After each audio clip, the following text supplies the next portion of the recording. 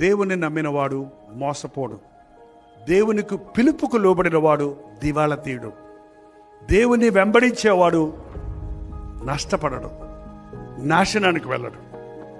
నా వెంబడి రండి, నేను మిమ్మల్ని మనుష్యులను పట్టు జాలలుగా చేస్తాను.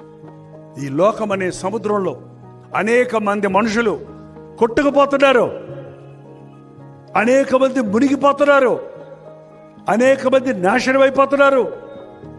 అట్టి వారికి రక్షకుడున్నాడు, ప్రాణం ఇచ్చిన ప్రభువు ఉన్నాడు.